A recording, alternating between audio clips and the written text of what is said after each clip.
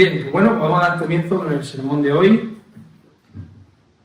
Vamos a continuar con el sermón del monte. Abramos juntos la palabra de Dios en el Evangelio de Mateo, capítulo 6. Y ahí es donde vamos a continuar con nuestra serie de sermones, ahí, el sermón, ese precioso y glorioso sermón del monte de nuestro Señor Jesucristo. Y en el último sermón, si recuerdan, pusimos nuestra atención en el primero de aquellos 3 ejemplos. Hermana, ¿se oye bien al fondo? ¿Se oye bien? ¿Sí? En el primero de esos 3 ejemplos que Cristo utiliza aquí para mostrarnos cómo debe vivirse esa vida religiosa del creyente. Vimos, hermanos, la misericordia y cómo ésta debe practicarse no para ser vistos por los hombres, sino para agradar al Padre que ve en lo secreto. Eso lo vimos en los versículos del 2 al 4. Y en esta tarde, pues avanzamos a ese segundo ejemplo que el Señor nos da, la oración. Y vamos a leer Mateo 6, y vamos a leer del versículo 5 al versículo 8. Dice la palabra del Señor. Dice: y cuando ores, no seas como los hipócritas, porque ellos aman el orar en pie en las sinagogas y en las esquinas de las calles, para ser vistos por los hombres. De cierto os digo que ya tienen su recompensa.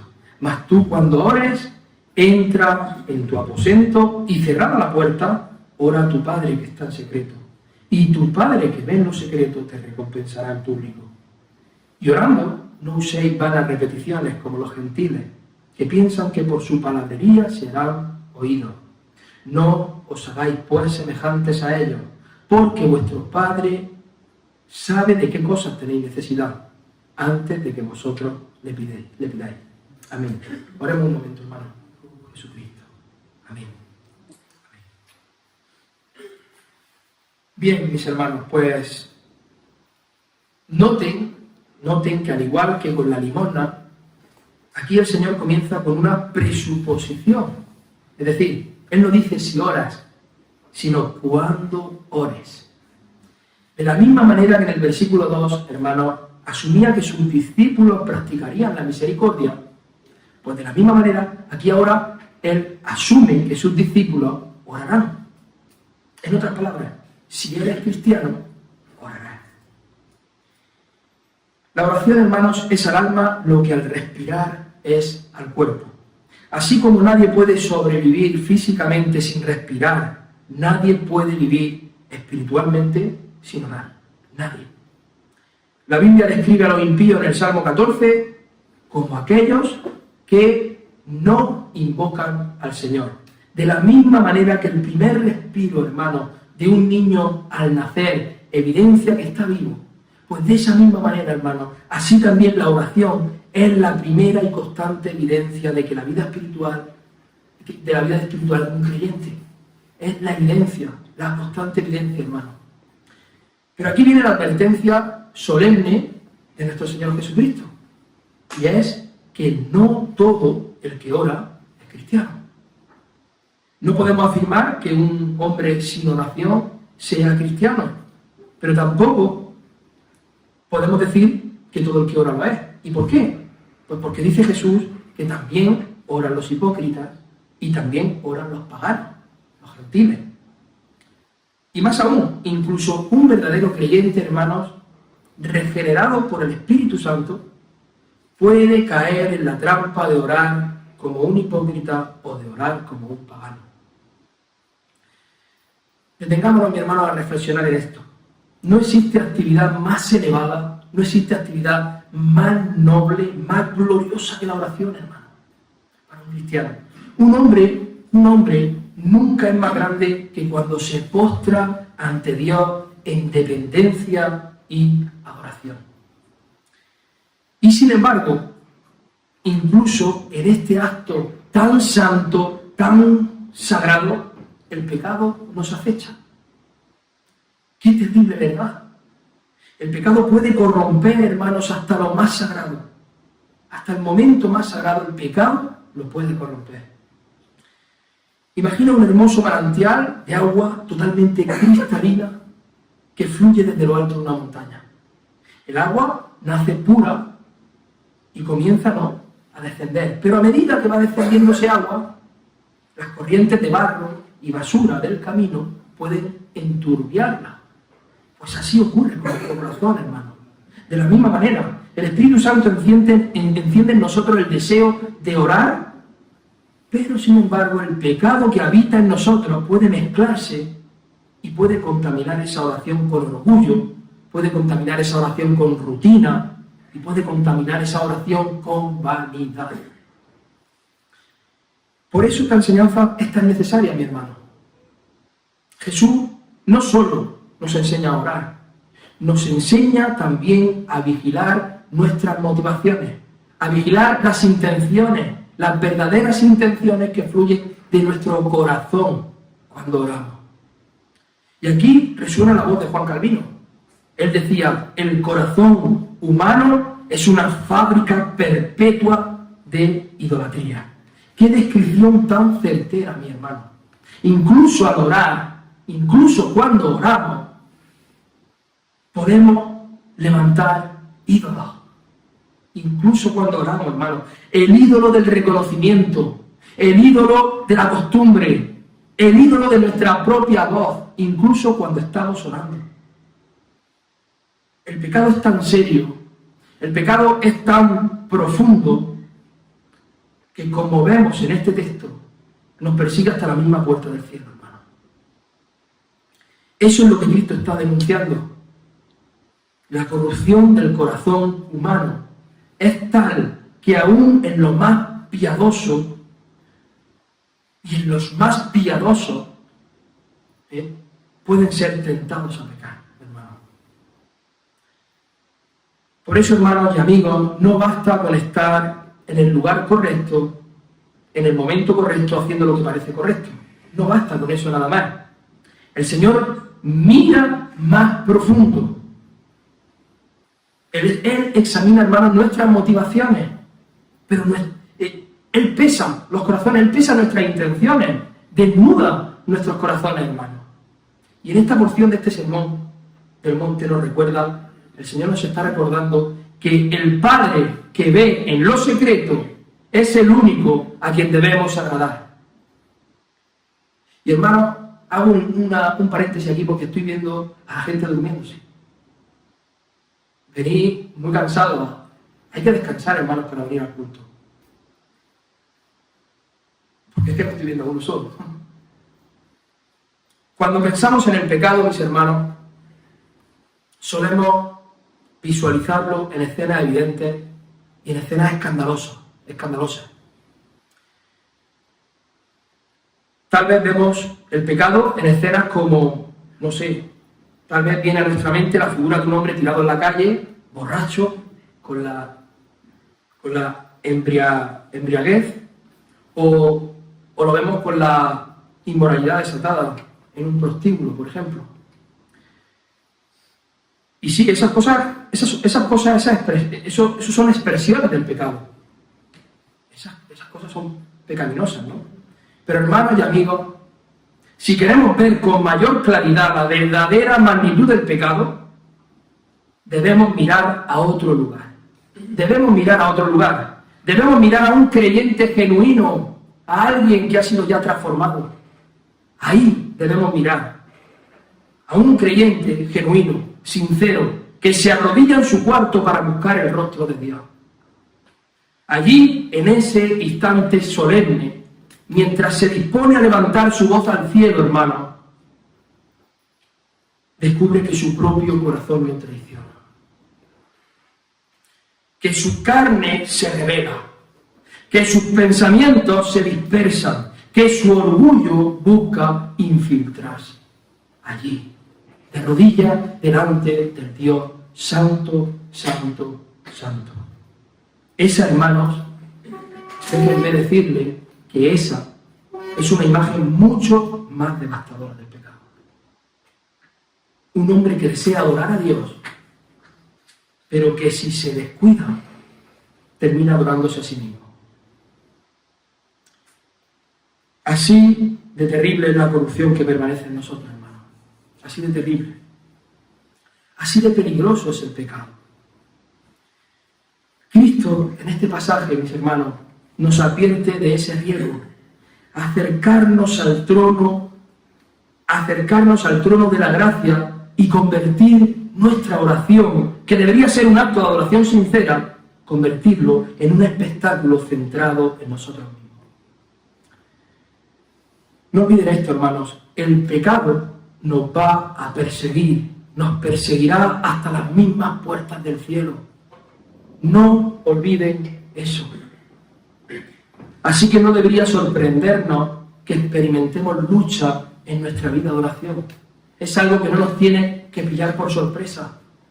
El pecado aún mora en nosotros y constantemente lo que está buscando es alejarnos de Dios. Eso es lo que está haciendo el pecado. Constantemente, tu carne depravada.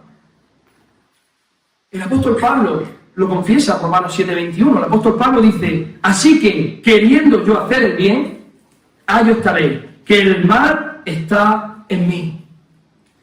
Precisamente cuando el creyente, hermano, se dispone a obedecer, cuando desea cumplir un deber piadoso, precisamente ahí es cuando descubre con más intensidad la resistencia de su carne. Ahí. Y como ninguna disciplina espiritual nos acerca más a Dios que la oración, pues ninguna otra encontrará mayor oposición que la oración. Y es lo que más le cuesta a un cristiano: ser hombre o mujer de oración. De hecho, no solo enfrentamos resistencia durante el tiempo de la oración, sino incluso antes de comenzar la oración ya recibimos esa resistencia. El creyente siente muchas veces la pesada carga del desánimo, hermano, la distracción o la indiferencia antes de doblar sus rodillas. Satanás no se conforma con interrumpirnos mientras oramos. No.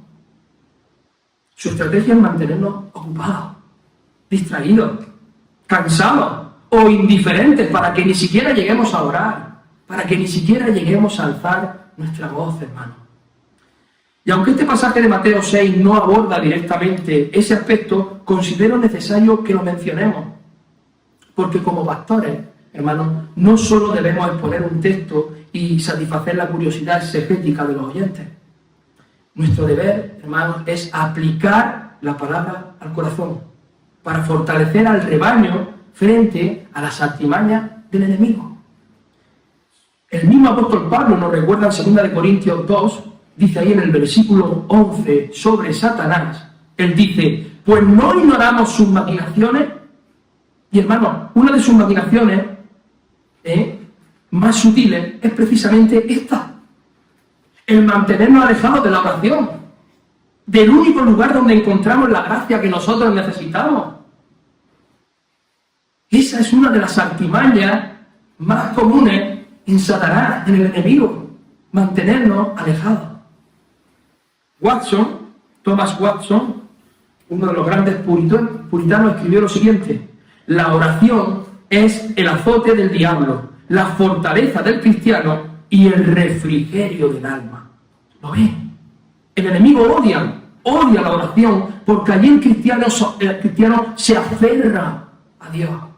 Allí el cristiano se aferra a Dios porque allí se fortalece contra la tentación. Allí es donde recibimos la fuerza para evitar esa tentación, para no caer en pecado, hermano, porque allí haya paz.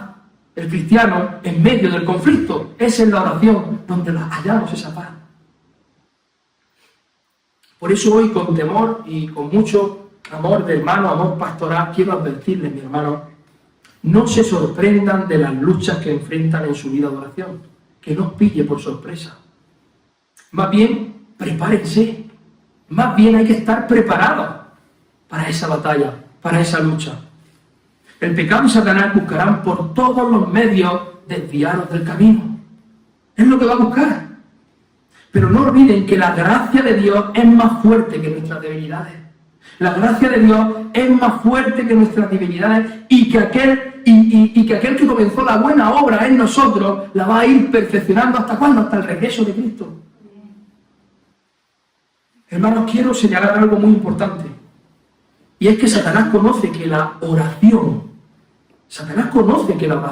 es el arma más poderosa del creyente. Y por eso Satanás despliega contra ella sus más sutiles ataques. Porque Satanás conoce el poder de la oración. La pregunta que quiero hoy comenzar a responder es la siguiente. ¿Cuáles son, hermanos, las estratagemas o artimañas que usa Satanás contra nosotros cuando decidimos acercarnos al trono de la gracia? ¿Cuáles son las estratagemas que usa Satanás contra el cristiano cuando decidimos acercarnos al trono de la gracia? ¿Qué pensamientos, hermanos, siembra en nuestra mente para desanimarnos, para distraernos, para mantenernos alejados de la oración? Y he de decir que he tomado esta estructura del sermón, no es mía, la he tomado del pastor, que todos conoceréis, Sungel Michelin, ya que en un principio pensé en entrar de lleno al pasaje, yo pensé en entrar de lleno al texto que hemos abrazado hoy. Pero bueno, me puse a leer y le dije, de hecho yo le mandé la portada al grupo y dije, no, esperarse que voy a cambiarla, porque lo voy a hacer en varias partes. Porque he visto la necesidad, ¿no? He visto esa necesidad de hacerlo así.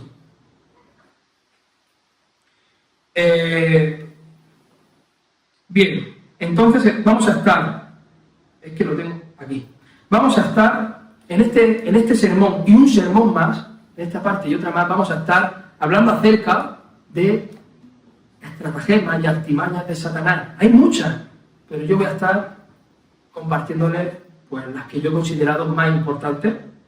Y luego habrá una tercera parte donde estudiaremos nuestro pasaje ya en profundidad, conociendo esas artimañas del enemigo.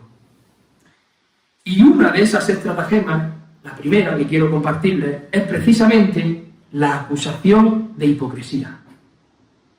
Muchas veces cuando el creyente se dispone a orar, hermano, Satanás se alía con las corrupciones de su propio corazón y lo acusa al creyente diciendo, ¿cómo vas a orar en el estado que te encuentras?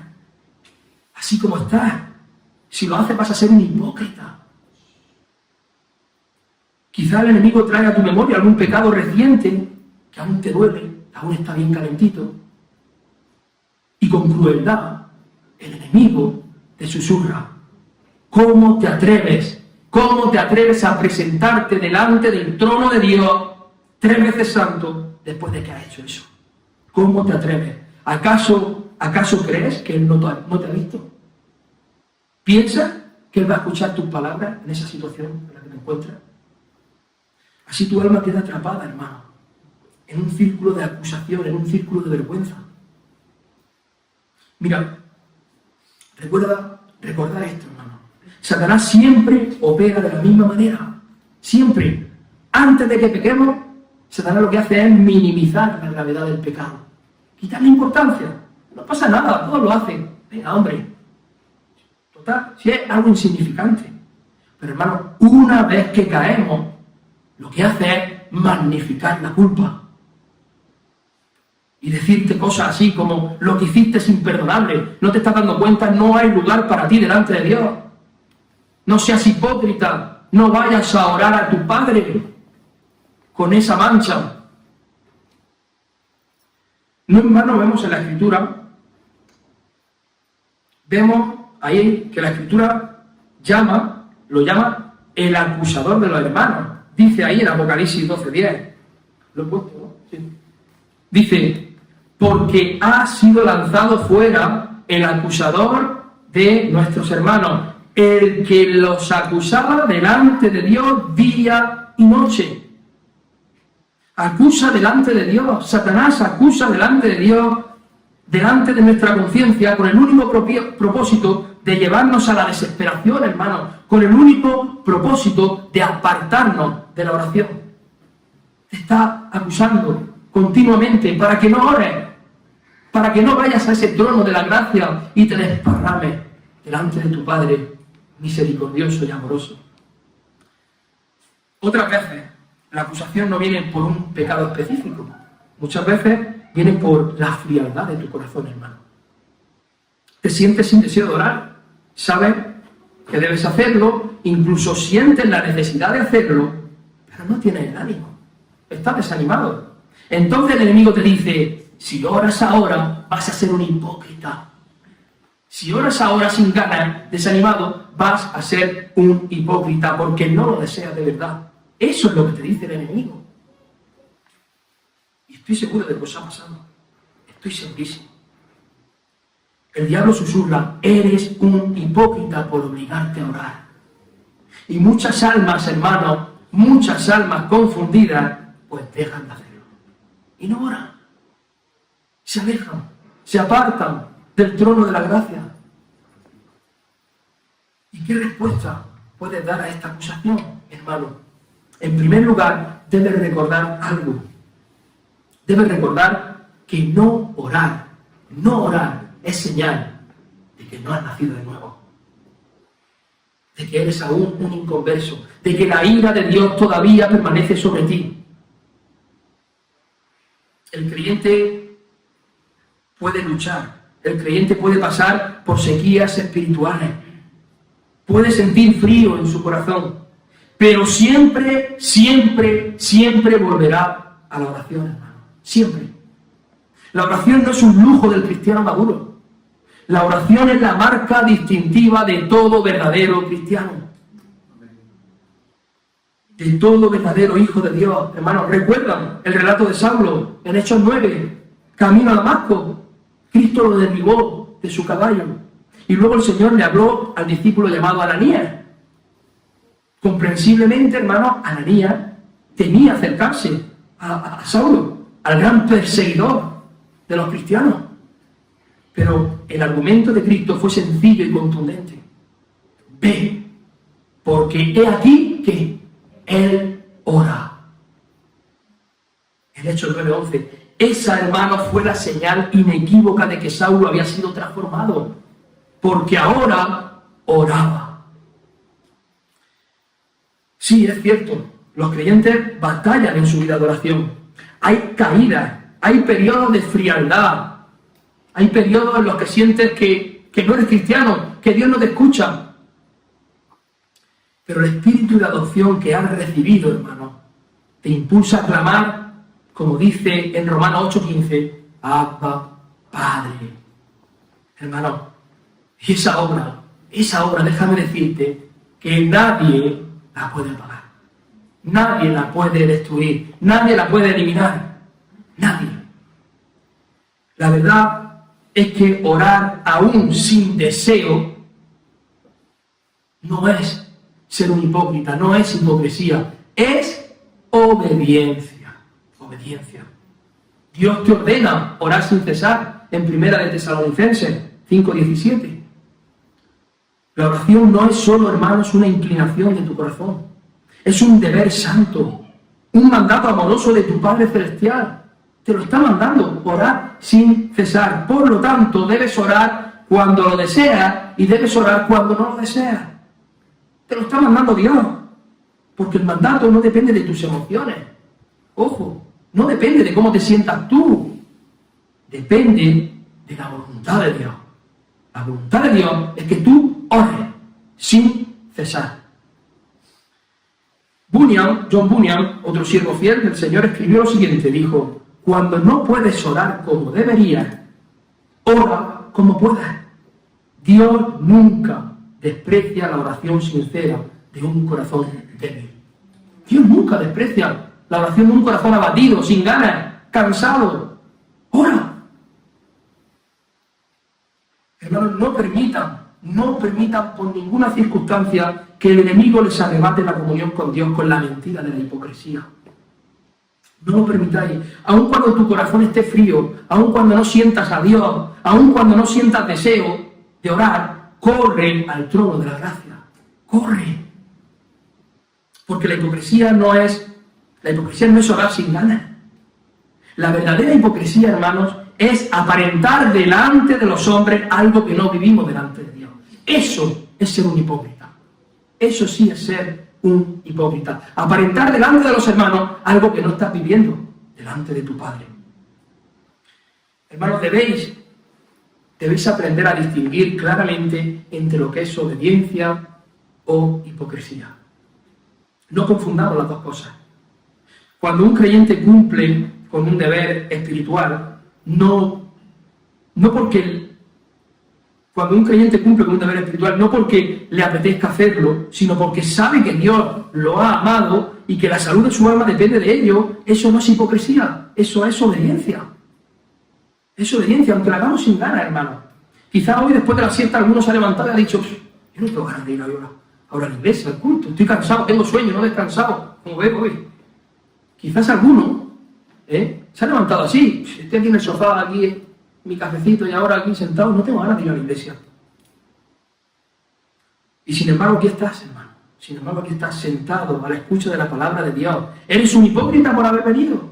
No, de ninguna manera. Eres un hijo obediente que a pesar de tus emociones has doblegado tu carne para honrar a aquel que merece toda la honra, a tu Señor. Y eso no es hipocresía. Eso es fidelidad, hermano. Eso es ser fiel.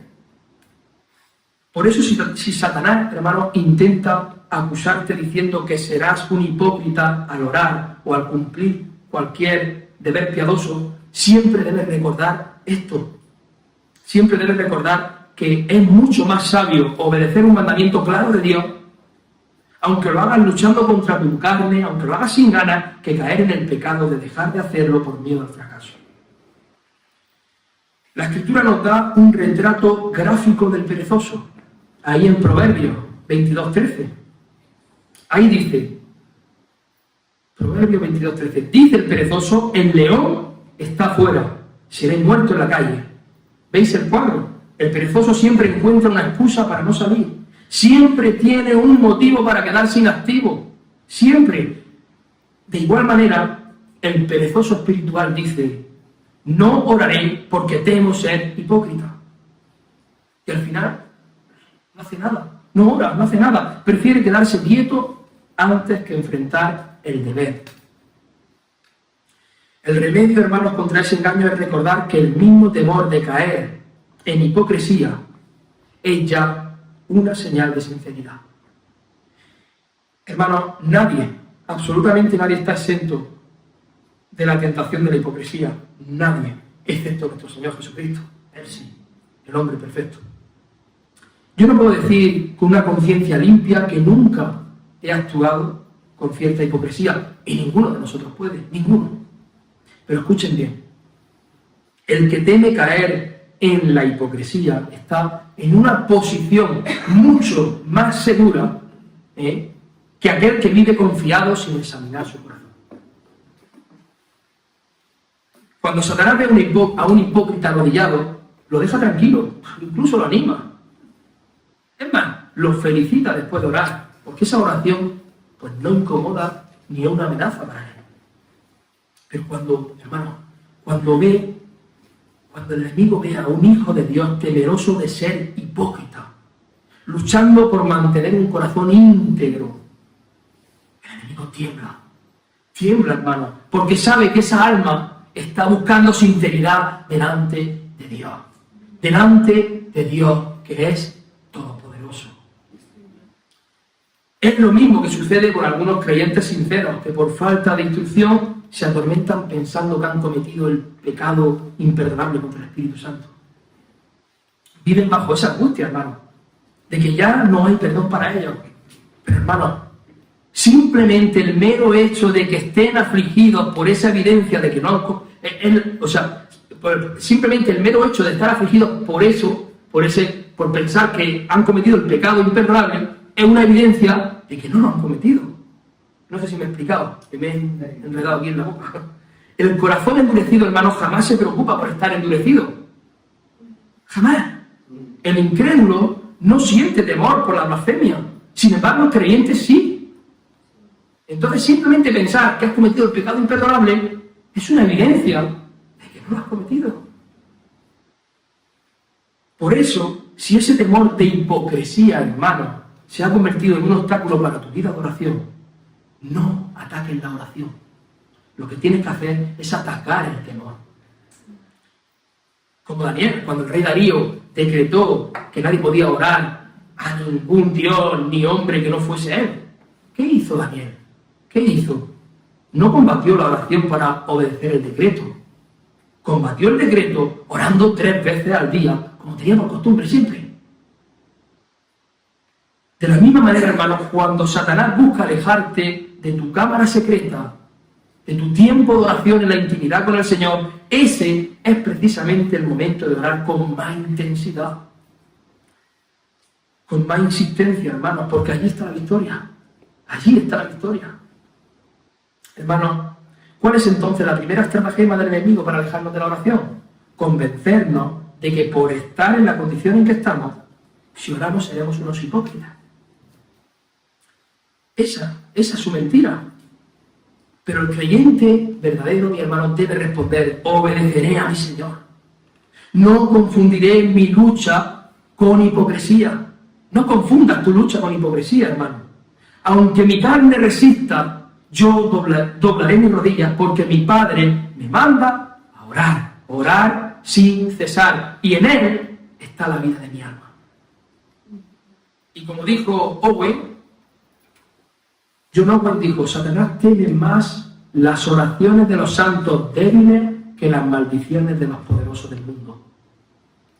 Hermano, no te dejes engañar por esa mentira. No te dejes engañar. Corre al trono de la gracia. La segunda estratagema o artimaña de Satanás es que Satanás te convence de que no tienes el don de la oración. Satanás nos convence de no tener el don de la oración. Hermano, te persuade al creyente de no tener ese don. Quizás algunos de ustedes han sentido esa carga muchas veces. Se comparan con otros hermanos que oran con un lenguaje fluido, con expresiones conmovedoras, frases preciosas. Y entonces piensan: yo no tengo esa facilidad, mis palabras son torpes, apenas logro expresar lo que mi corazón quiere hablar, quiere orar. Mejor que oren ellos, que ellos sí saben, que ellos parecen que tienen la palabra correcta en el momento justo. Y entonces se lo dejamos a ellos y no oramos. Y allí, hermano, en esa comparación, allí Satanás encuentra terreno fértil para sembrar abatimiento. Lo que hace es debilitar tu resolución, aparte de la oración, y convencerte de que como no puedes orar con elocuencia, con palabras bonitas, con soltura, entonces no deberías orar en absoluto. Cierra la boca y que ore el hermano. ¿Qué debe responder ante ese ataque, mi hermano? ¿Qué es lo que debe responder? En primer lugar, que no debes... en primer lugar, lo que no debes hacer es dejar de orar. Eso es lo primero. No debes dejar de orar. Al igual que con la primera artimaña de Satanás, el enemigo busca una sola cosa. Lo único que está buscando es que no ores. Apartarte de la oración. Y si cedes a esa voz, si tú cedes a esa voz, habrás perdido la batalla antes de comenzar la batalla.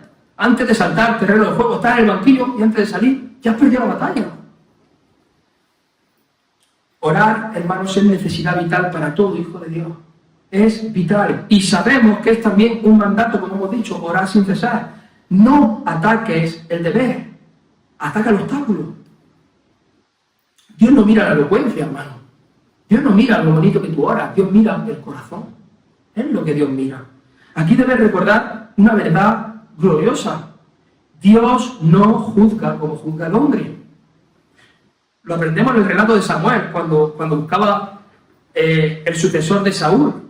Recuerda en ese momento, en la casa de Isaí. Primera de Samuel 16, del 6 al 7.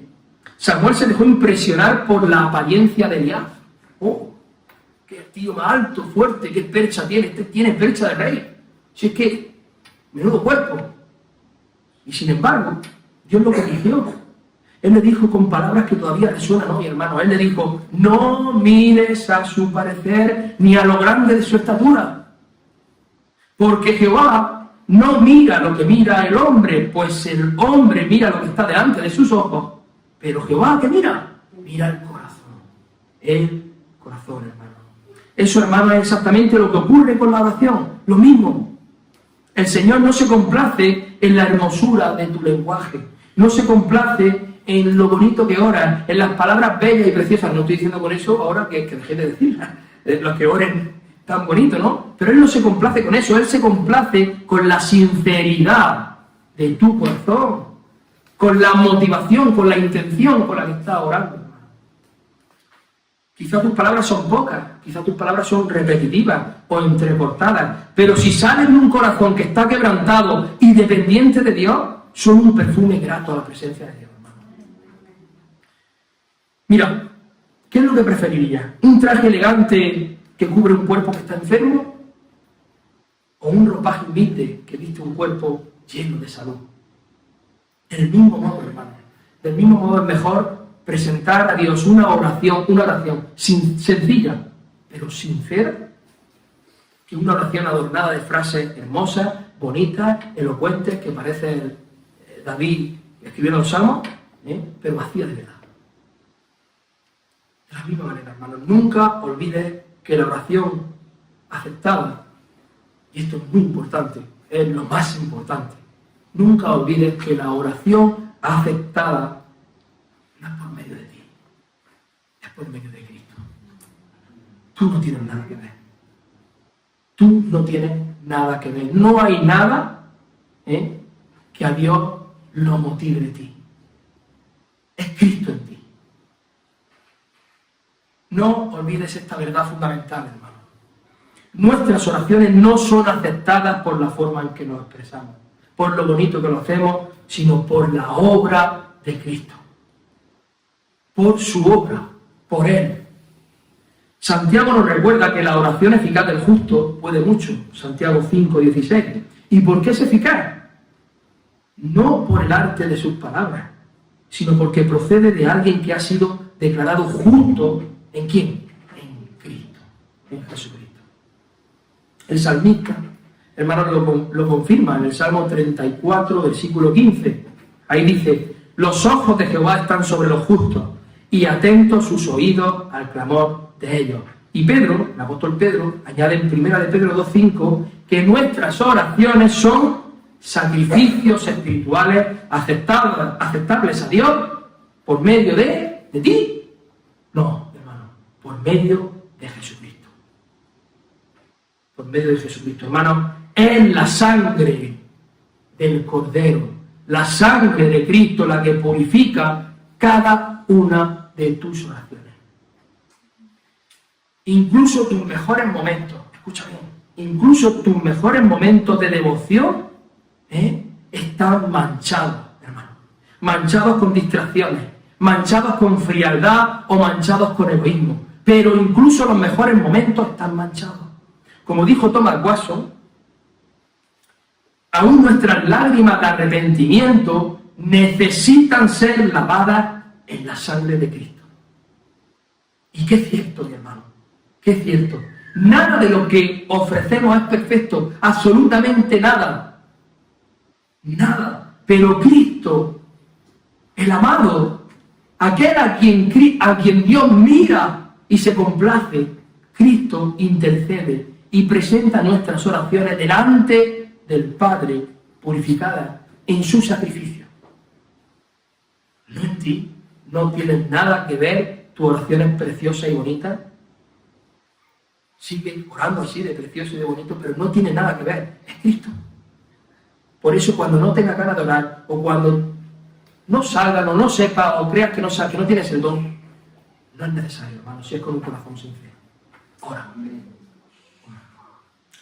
Ahora bien, esto no significa que no debamos luchar contra ciertos vicios de la oración.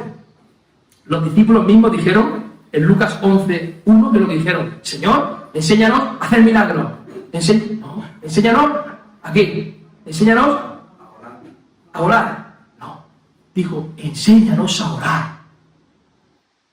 Enséñanos a orar. Y eso tuvo que ser glorioso. Imaginaros ver a Cristo, al Hijo de Dios, el perfecto, El que hace la voluntad del Padre orando, eso tuvo que ser algo increíble. Mejor que verlo echar demonios o hacer milagros. Orar se aprende, hermano. Orar se aprende. Debemos procurar evitar la vana repetición del nombre del Señor como si la abundancia de palabras trajera eficacia.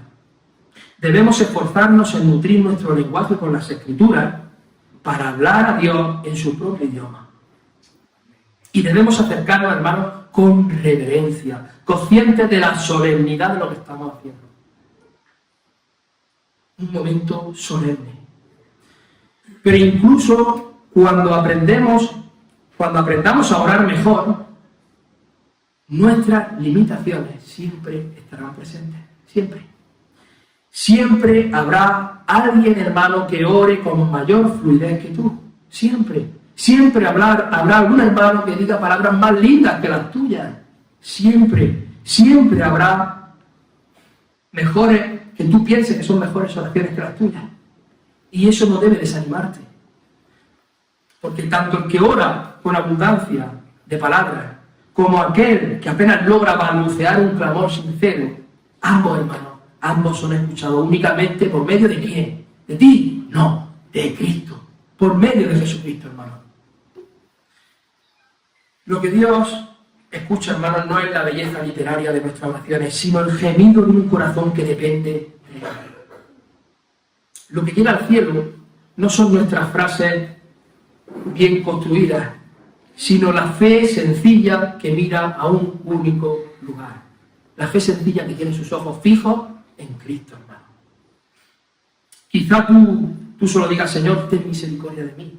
Quizá solo diga eso, pero si eso viene de un corazón sincero, hermano, Dios lo oye con deleite. Así que no permitas que Satanás te engañe. No permitas que te engañe. No necesitas un don especial de elocuencia para ser oído en el cielo. No necesitas palabras bonitas. Lo que necesitas es un corazón sincero. Un corazón que se desparrame, que se abra, que se desnude delante de Dios. Eso es lo que necesitas. Que se quebrante y que solamente confíe en Cristo. Eso es lo que necesitas, hermano. Porque es por medio de su sangre, es por medio de la sangre de Jesucristo y de su intercesión que cada palabra tuya, cada gemido y cada suspiro se convierte en un sacrificio aceptable delante de Dios. Solo por medio de Jesucristo. Tú no tienes nada que ver. Y la tercera artimaña con la que concluiremos hoy es que Satanás persuade al creyente de que no es el momento adecuado para orar, de que ahora no es el momento. Hermano, esa es otra artimaña muy común del enemigo y de nuestra propia carne, de nuestra carne. Es convencernos de que el instante en que sentimos el impulso de orar no es el momento apropiado. Observemos, hermanos, que este engaño parece más modesto que los anteriores. Aquí Satanás no te está diciendo que dejes de orar para siempre, no. Él solo te dice, más tarde será mejor. ¿Para qué ahora? Tranquilo, hay tiempo. Pero en realidad es una trampa, hermano. Y estoy seguro de que también os ha ocurrido, segurísimo. Te dispones a orar, pero entonces tu mente te dice, espera un poco, ya habrá tiempo, ya es un momento más oportuno. Ahora no es el momento tranquilo, vete otro capítulo más de Netflix. Que no hay prisa, que puedes hacerlo más adelante, tienes otras cosas que hacer. Relájate, date tiempo, pero hermano, si cedemos a esa voz, nos pasará como a ese tal Félix. ¿Recuerdan? Que al escuchar a Pablo, ¿qué es lo que dijo? ¿Qué es lo que dijo? En Hechos 24-25, cuando tenga oportunidad ya te llamaré. Eso le dijo Félix a Pablo. Y esa oportunidad nunca llegó. Y rechazó para siempre la voz del Evangelio. Nunca olvides esto, hermano. Cuando Satanás y la carne te piden tiempo prestado, ese tiempo es para robártelo. Es para robártelo. Nunca lo devuelve. Jamás. El diablo es como ese deudor que siempre te pide solo un poquito y nunca te paga. Igual. No te pedirá dejar la oración un año entero. No, solo te pedirá posponerla 5 minutitos, 5 minutos, media hora, en otra ocasión, más conveniente, ahora no es el momento. Pero si caes en su engaño, hermano, ese momento oportuno nunca llega. Ese momento oportuno nunca llega. Y va pasando el tiempo y tú sigues sin orar, sigues sin abrir tu corazón al Señor, sin deleitarte en ese tiempo de oración, que es un privilegio que tenemos los cristianos, hablar con el Padre directamente. Los católicos romanos no tienen ese privilegio. Muchas veces tienen que ir al cura para que el cura interceda. Ese es el privilegio, hermano. Y uno de esos razonamientos que usa el maligno es, por ejemplo, que tu cuerpo no está en condiciones de dar ahora. Y es cierto que la Biblia nos recuerda que nuestros cuerpos pertenecen al Señor, que fueron comprados por la sangre de Cristo y debemos cuidarlos. 1 Corintios 6, del 19 al 20, dice: ¿O ignoráis que vuestro cuerpo es templo del Espíritu Santo, el cual está en vosotros, el cual tenéis de Dios, y que no sois vuestros? Porque habéis sido comprados por precio. Glorificad, pues, a Dios en vuestro cuerpo y en vuestro espíritu, los cuales son de Dios. Dios no nos llama a ser crueles con nuestro cuerpo, sino a someterlo al servicio de Él. Pero debes preguntarte con sinceridad, hermano, hermana, ¿es realmente tan grande mi malestar que me impide por completo acercarme a Dios en oración? A veces decimos, no estoy bien para orar, pero luego nos encontramos con fuerzas para salir de casa. No estoy bien para orar, pero luego sí me encuentro con fuerzas para hacer compras o para estar conversando con el vecino hora y media en la escalera. No estoy bien para orar, pero sin embargo sí estoy bien para verme todo el capítulo, la temporada 1 de esta serie de Netflix. No estoy bien para orar, pero sí para jugar a los videojuegos. Hermano, ¿no será entonces que tu problema no es la indisposición física? ¿No será entonces que tu problema es la resistencia a tu propia carne?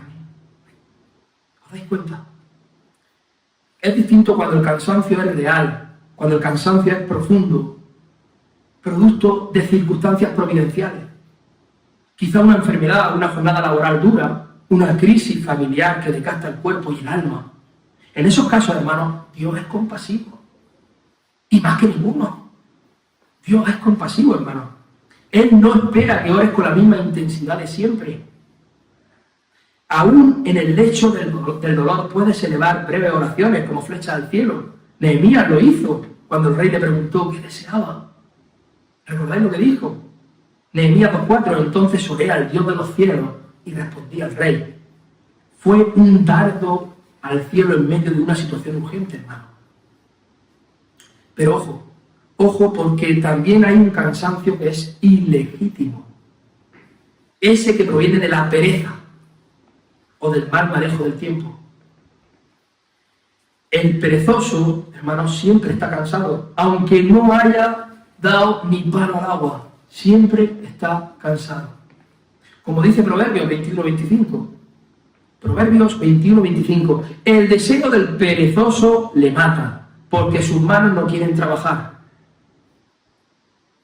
Ese adormecimiento espiritual, hermanos, es enemigo de la oración. Hay también un cansancio ilegítimo cuando se gasta el tiempo en exceso, pues frente a pantallas, frente a conversaciones innecesarias o desórdenes en la planificación diaria. Y entonces, al llegar el momento de orar, pues el cuerpo, ¿qué hace? Pues reclama un descanso que pudo haberse evitado. ¿Con qué? Con disciplina. Administrando bien el tiempo. Recordemos que Dios diseñó el día, ¿en cuánto? En 24 horas.